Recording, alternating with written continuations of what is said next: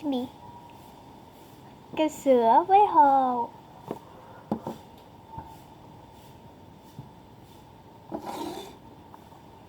Một cái hộp để đựng dung dịch ra miệng, màu, kim tuyến và một đồ để đựng vô. Chúng ta làm một đồ khuấy, mình sẽ dùng một cây cọ. Bây giờ thì mình bắt đầu làm thôi.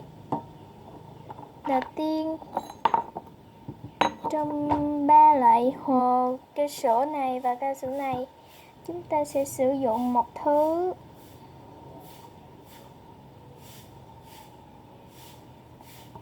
Mình sẽ sử dụng cái sữa này.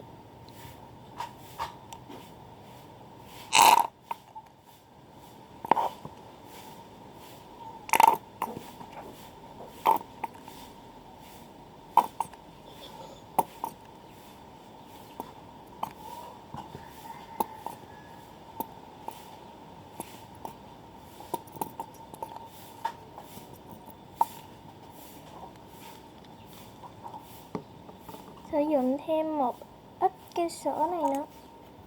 Cái sữa này thì nó đặc hơn một chút xíu.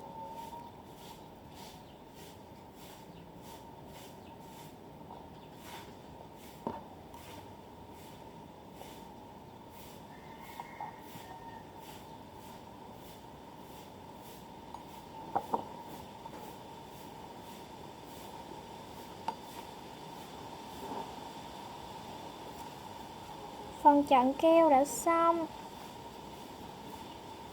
Bây giờ là tới phần khuấy lên. Một ít keo sữa lỏng và một ít keo sữa đặc, chúng ta sẽ khuấy lên cho nó hòa tan vào nhau.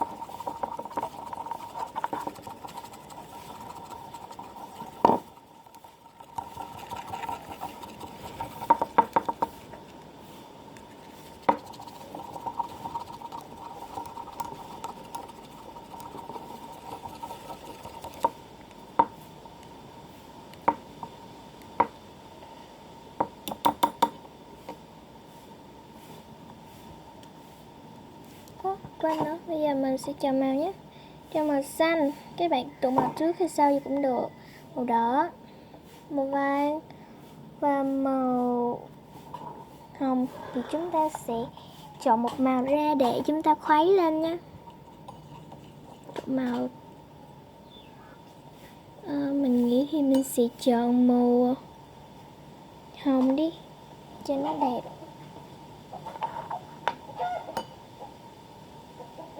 Sẽ sử dụng một giọt màu hồng thôi.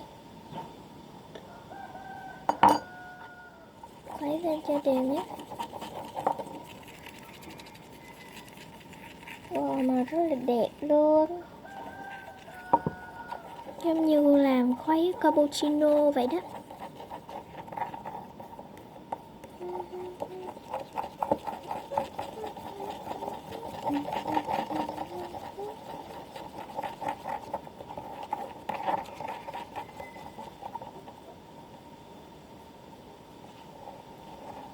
Yeah, đẹp quá.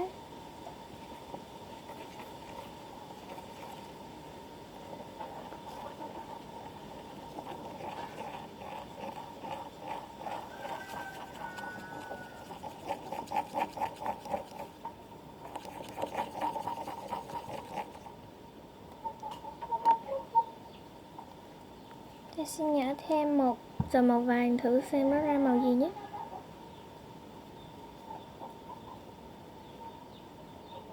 Rồi, một giọt màu vàng. Đó.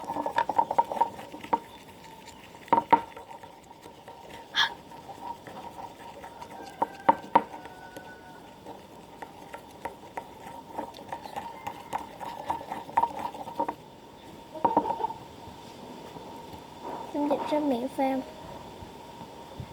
Tối đa là 1 đến 2 giờ. 1 giờ thôi.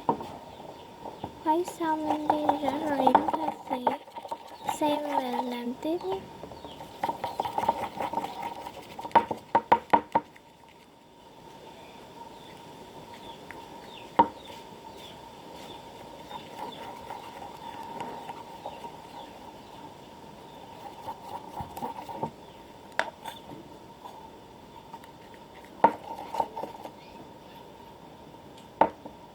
giọt nữa.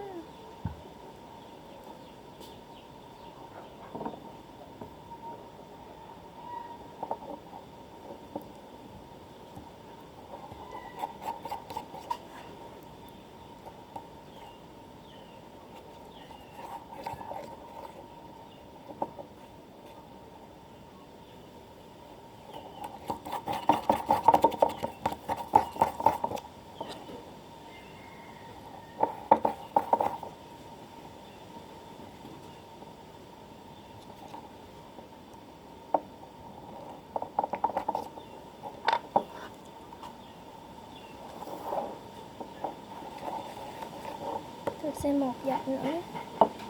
Cái phần này là nó đã đậm rồi thì chúng ta bỏ ra một bên.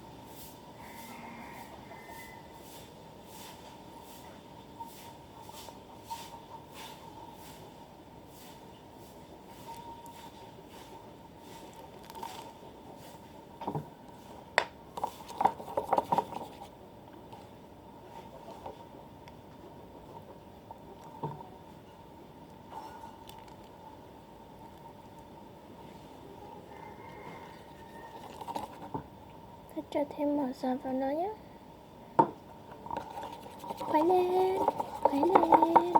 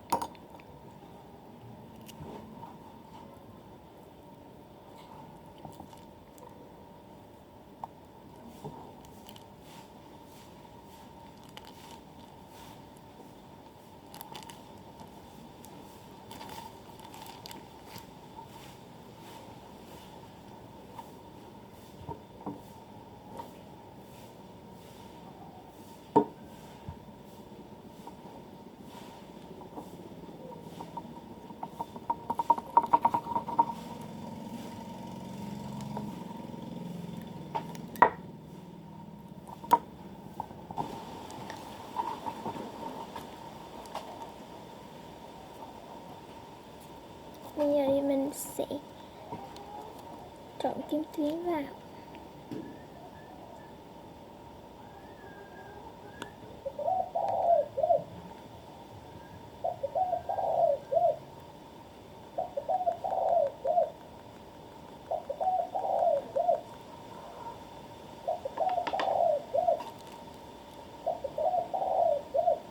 Đây.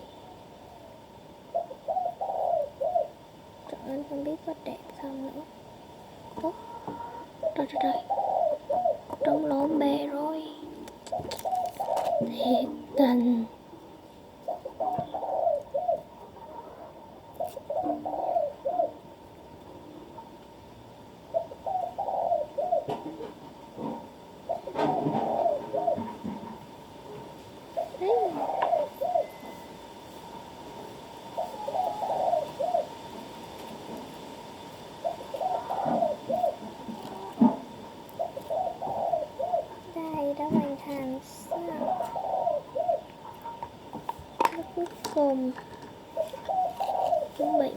hợp nữa là hoàn thành.